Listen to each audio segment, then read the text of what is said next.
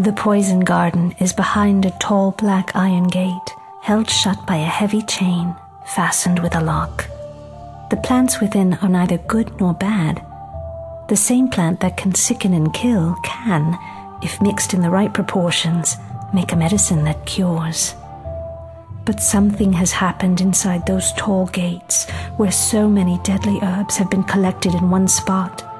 Some new, dangerous power has gathered itself and been loosed upon the world.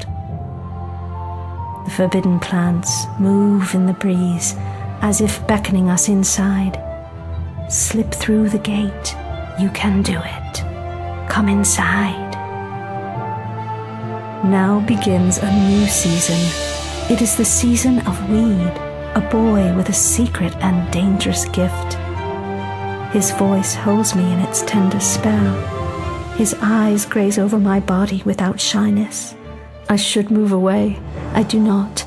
My lips part, and a sense of yearning fills me, a longing for something I cannot name. There is no choice but to surrender. Here is where the road divides. Where does my loyalty lie?